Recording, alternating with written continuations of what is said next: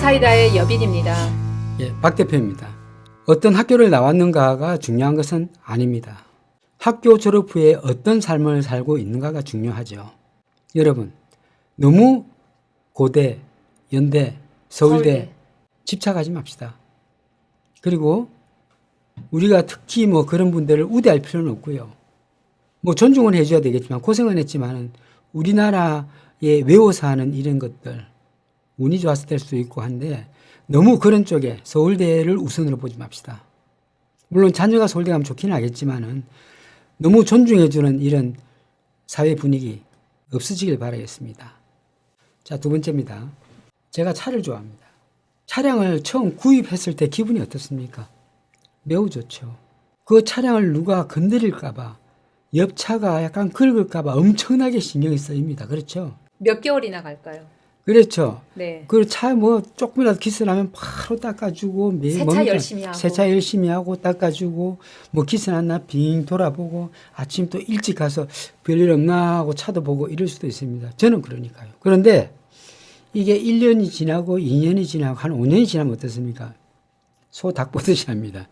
먼지가 쌓여 닦지 않고 그냥 더 더러운 컬러로 얼굴 설렁설렁 닦고 맙니다. 제가 하고 싶은 이야기는 처음과 같이 똑같이 이렇게 정성을 들여서 차를 닦아줘야 된다는 것입니다. 왜 그러냐? 이 차는 내 부인과 같기 때문입니다. 처음에 그 부인을 사귈 때는 얼마나 신경을 썼습니까? 결혼하기 직전까지도 뭐 이렇게 좋아하고 예뻐하고 이렇게 하다가 한 5년, 6년, 10년 지나면 닭 보듯이 하죠. 그럴수록 더 잘해줘야 되는데 불구하고 인간의 마음이라는 게 그렇습니다. 그래서 항상 처음과 같은 마음으로 차도 닦아주고 또 잘못된 거 있으면 바로바로 고치고 이렇게 하셔야 됩니다. 부인도 마찬가지입니다. 항상 처음과 같은 마음으로 대해 주시기 바랍니다. 공무원 준비를 하고 있는데 그 공무원을 준비해야 되고 적성에 잘 맞는다고 판단되면은 어떤 본인의 그 성향이 있어야 그게 가능할까요? 성향 자체에서. 일단 공무원이라는 것도 많은 직업군의 분포가 있습니다만 그렇죠. 직무가 다 다르니까요. 일반적으로 공무원 하면 주로 이제 뭡니까 구청이나 예를 들어 사무관 같으면 어떤 뭐 이렇게 근무할 수가 있습니다. 주로 이제 행정 쪽이 많습니다. 그렇죠? 세무, 행정 뭐 다 나눠 있겠지만 그렇지만 어쨌든 이 공무원이 되려면 그 자리에서 오랫동안 앉아서 뭐 사무도 봐야 되고 필기도 해야 되고 여러 가지 할 일이 많습니다. 여러분. 그렇죠? 이 공무원을 할 분들은 내 영혼이 자유로우면 안 됩니다. 왜? 내가 자유롭다는 것은 윗사람이 하는 이야기를 똑같이 생각할 수 있고 윗사람이 어떤 이야기를 할 때 반항적인 이야기가 나갈 수가 있습니다. 그리고 우리가 흔히 이야기하는 식신과 상관이라 그럽니다. 이렇게 식신과 상관이 지지에 많이 깔려있는 이런 사람들은 겉보기엔 그럴듯한데 내부적으로는 부글부글 끓고 있습니다. 윤 총장, 아까 조금 전에 이야기하는 유시민 이사장 이런 분들은 식상으로 이루어져 있습니다. 그렇지만 유 이사장 같은 경우는 적절히 나를 제어할 능력이 있으니까 넘어갈 수 있는데요. 그런데 예를 들어서 그런 사람들은 항상 어떤 사물을 볼 때 정확하게 정도를 봐서 보는 것이 아니고 약간 우회적으로 삐딱하게 보는 부분이 있습니다. 그래서 윗사람이 뭘 시켰을 때는 말 잘 안 듣는다든지 왜 일을 그런 식으로 하지 하는 이런 반발심이 많기 때문에 공무원과 잘 맞지는 않습니다. 네, 그러면 그런 직업군이 본인하고 최적화되려면은 일단 상하 관계가 뚜렷해야 됩니다. 인정을 해야 되는 거네요. 네, 그러니까 인정하고 뚜렷해야 됩니다. 윗사람의 그런 직위의 체계에 대해서 본인이 납득이 되고 그런 게 너무 최적화돼 있는 이런 사람들이 네. 좀 맞다는 그럼 얘기네요. 어떤 사람이 그런 공무원이 어울리나? 특히 가정교육에서 드러나는데요. 어머니가 그 아이들만 보고 살았을 때 그 아이는 공무원이 잘 되기 어렵습니다. 왜? 그 반대로 그 어머니가 아버지를 갖다 끔찍히 생각해서 아버지 올 때까지 애들 식사시키지 않고 기다렸다가 아버지가 오면 같이 식사하는 습관. 집안 분위기가 예, 집안 아빠의 분위기. 가장 위주로 예. 보고 자란 아이들. 예, 윗사람을 존중해주고 하는 이런 집안 분위기, 아버지를 존중하는 이런 눈빛을 보면 아이들도 자연히 따라가게 되면 처음에 말 안 듣다가도 그것이 익숙해져서 나아가는 것이죠. 아, 저렇게 윗사람한테 저렇게 자세도 저렇게 하고 해야 되는구나. 윗사람이 주로 가야 되는구나. 이렇게 할 수 있지만 만약에 그 어머니가 자녀만 보고 사는 사람이라면 아버지는 쳐다보지도 않고 내 자녀만 맛있는 걸 먹인다든지 오기 전에 이렇게 맛있는 반찬을 먹인다든지 이렇게 하는 게 아이한테 좋냐. 결국 그건 독이 되는 것인데 그렇게 교육시키는 분들이 아직 많습니다. 그런 아이들이 공무원이나 회사 직장생활을 하게 되면 윗사람을 무시하게 되는 것이죠. 그리고 또 그 외에 본인의 성향에서 공무원의 직업과 잘 맞으려면 또 다른 것도 있나요? 머리가 좋아야 되나요? 아니면 공부를 잘해야 되나요? 이것도 사실은 인성을 써야 되기 때문에 물론 그런 쪽에- 공부를 많이 하면 인성이 쌓이니까 나쁘진 않겠죠. 근데 사람마다 인성을 쓰는 사람이 있고 인성을 안 쓰는 사람이 있어요. 맞아요. 흔히 이야기하는 인성이 별로 안 좋은 사람의 특징 자체가 안철수, 그리고 김성태 이런 사람들, 하태경, 이미 인성이 굉장히 안 좋은 사람이에요. 그러니까 그걸 배우면 나쁘게 써먹는다는 뜻이 됩니다. 사실은요. 그래서 그런 사람들 자체를 어떻게 보면 어떻습니까? 물론 공무원 하면 그럴듯하게 잘 하겠지만은 인성이 잘못된 것이죠. 그런 사람은 공무원이 되면 안 됩니다. 아, 알밤님 맞습니다. 그러니까 공직 생활이 그런 대로 참고 견딘 것이죠. 윗사람 더러워도 그냥 참는다고 참은 것이지, 만약에 알밤님 같이 그렇게 반대로 했다면 바로 들이댔을 겁니다. 윗사람한테. 그래서 어릴 적에 교육하는 방법이 굉장히 중요합니다. 그러면 지금 말씀하신 그런 성향은 완전히 반대적으로 뒤집어 보면은 창의력 있고 뭔가 이렇게 도전하고 새롭게 하고 본인을 이렇게 끼를 발산하는 거하고는 정반대네요. 정반대죠. 본인의 성향을 너무 이렇게 드러내는 것보다는 이렇게 받아들이는 이런 성향이 많아야 공무원은 보수성을 띠잖아요. 네, 약간 보수적이어야 되죠. 맞아요. 보수성이 띠잖아요. 네. 그럼 진보적인 생각이 있으면 어떻습니까? 아니, 자기 사업을 하든지 다른 일반 사업체 가서 그냥 몸으로 뛰어든지 여러 가지 부분이 있겠죠. 그것은요.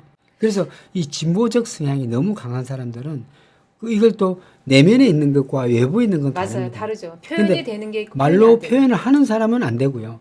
표현하지 않고 참은 사람은 좋습니다. 그런데 이게 알밤님 같은 경우에는 속으로 더럽지만 참는다. 참았을 거예요. 자기 아직도 고집도 분명한 사람이니까 참고 견뎠을 거라고. 딱 사람 필요할 때도 말하지 않고 기다렸다. 참는 이 인내심이 대단한 사람이거든요. 그리고 알밤님 같은 경우에는 약속 어기는 걸 너무나 싫어하고요. 너무나 그 시간에 일어나서 제 시간에 나서 출근을 퇴근했던 사람이에요. 그 사주를 보면 이 사람의 행동 반경이 그대로 드러납니다. 이분은 그런 부분, 마음은 그런 게 있지만은 드러내지 않았을 거예요. 알밤님은. 드러내지 않고 그 상황에 따라서 그냥 속으로만 생각했지 드러나지 않았을 겁니다. 그래서 직장생활 잘한 거죠. 만약에 이런 것이 드러나면 어떻습니까? 술 한잔 먹어서 지도 모르게 말이 탁탁 튀어나갈 때는 윗사람한테 찍히는 거죠. 그래서 식상이 겉에 드러나 있는 사람들은요, 진급이 잘 안 됩니다. 진급이 안 돼요. 아까 말씀한 대로 이제 공부 시기가 중요한데 공부 시기는 어쨌든 사주로만은 알 수는 없고 합격할 때 운이 좋아야 되나요? 아니면 그 시험 준비 기간에 운이 좋아야 될까요? 물론 시험 칠 때 그것도 좋아야 되겠지만은 평상시에 인성이 문제겠죠. 그리고 공무원 할 사주가 있고 안 할 사주가 있습니다, 실제로. 물론 아무나 하는 것도 아니에요. 그 사주에 걸맞는 공무원도 여러 가지가 있잖아요. 경찰관, 또 교육공무원 많잖아요. 또 소방공무원, 경찰공무원 많아요. 많은데 자기 적성에 맞게 가야죠. 아, 똑같은 공무원도 본인의 성향이 맞는 직업군이 또 따로 있다는 얘기예요. 그렇죠. 분야별로. 자기한테 맞는 곳으로 네. 가야죠. 공무원도. 그리고 시험 딱 치보고 정말 이게 내가 해도 되나 안 되나 하면 안 되나 이걸 물어봐야 돼요. 왜냐하면 이 친구가 공부할 시기인가 아닌가 이걸 판단해서 이야기를 해줘야 되니까요. 네. 운에서 공부에 집중이 안 되는 경우에는 그 시간을 다 허비하고 그냥 넘어간다는 얘기네요. 당연하죠. 예. 당연하죠. 제가 8년 차, 9년 차까지 공무원 시험 치는 거 봤습니다. 아, 막판에 답답하니까 연락이 와서 사주를 봤는데요. 안 돼요. 안 되는데 내후년에 됩니다라고 얘기해요. 내후년에 가능성이 있습니다. 해서. 그럼 제가 이 친구가 그럼 11년 동안 공부하는 건데 이거는 진짜 시작할 때 좀 왜 안 물어보고 내가 원망을 했어요. 그 사람한테. 시작할 때 물어보지 지금 와서 공부 안 할 시기가 10년이 있는데 이걸 갖다가 지금 10년 동안 허송될 사실은 뻔했죠. 이 친구는 공부를 그렇게 머리가 안 들어온단 말이에요. 머리가 안 들어와요, 공부에. 네네. 그 온기도 받쳐주지 않고. 답답했습니다, 개인적으로. 지금 현재 공무원이신데 네. 내가 승진이 되느냐 안 되느냐 이걸 아, 많이 그건 물어보시는데요. 바로 나옵니다, 거의. 네. 네. 바로 나옵니다. 지금 근데 말씀하신 거에 힌트가 있는 게 사실은 평소에 내가 할 말을 다 했냐 아니면은 조금 그래도 수긍을 하고 윗사람의 말을 그래도 존중했느냐. 이 사람의 승진운에 승진할 수는 있어요. 근데 한 방에 딱 떨어질 수가 있습니다, 그런 분들은요. 인사고과에서 제대로 못 받습니다. 친정 아버지께서 공무원 오래 하셨는데 많이 보수적이십니다. 아, 그래서 추 선생님께서 말씀하실 때 이 댓글 적는 거 보면 굉장히 정확한 말만 딱 던지지 거기에 대해서 뭐 그렇죠. 감정이입을 많이 안 하시고 합니다. 담백하게 적으시잖아요. 알밤 선생님 말을 하게 하되 눈치로 때려잡는 걸로 그러면 안 됩니다. 그냥 그 사람이 이야기하기 전에 오늘 다 읽어줘야 되는 것이죠. 다만 저는 사람이 오면 얼굴을 보고 이런저런 이야기를 합니다. 얼굴에 이런 부분이 있어서 고집이 있고 어떤 부분에 폭발적 성향도 있으며 뭐 예를 들어서 그래서 얼굴을 보고 조금 한 1분간 이야기를 해줍니다. 그 얼굴도 물론 찍어주는 것도 있지만은 처음에 오신 분들 뭔지 모르게 긴장 상태에 왔을 가능성이 많기 때문에 제약을 좀 풀어주려고 얼굴을 봐줍니다. 얼굴 봐주고 뭐 얼굴에 낯빛이나 얼굴빛이나 코의 생김새 또 눈썹의 생김새 또는 뭐 이마나 코나 귀나 턱이나 이런 걸 한 번에 쭉 이야기를 해줍니다. 그럼 재밌어서 웃어요. 그때부터 사실 본격적으로 바로 보고 바로 찍어서 이야기해 줍니다. 카리스마 선생님께서는 그 손끝을 한번 이렇게 약간 만질라 그래도 3년은 걸릴 텐데 괜찮으려나 모르겠다. 손끝만 달라 해도 3년이 걸릴 텐데 좀 힘든 일입니다. 그렇죠. 말은 굉장히 재밌게 하시는데 자기 보호가 철저하신 분이거든요. 네. 가깝고도 먼 당신. 예, 맞습니다. 네. 결국 그래 될 가능성이 많습니다. 네. 준두가 어디냐면 코끝을 이야기합니다. 준두가 동글동글하고 도톰할수록 물질적 용과 돈을 좋아합니다. 실제로 코끝이 둥글둥글한 사람일수록 대인관계에 굉장히 유능합니다. 그 이유는 내가 돈을 벌려면 둥글둥글하게 해야죠. 비즈니스를 잘해야 되니까. 그래서 코끝이 둥글둥글할수록 돈도 잘 벌지만 비즈니스도 잘합니다. 그리고 입끝이 올라가야 좋습니다. 아래로 처지면 배가 엎어지는 형상입니다. 안철수는 배가 이렇게 입술이 내려가게 되면 배가 엎어지는 형상. 근데 정치인이나 이런 분들 중에 가끔 입술이 정말 이렇게 그건 뒤집히는- 보수적이죠.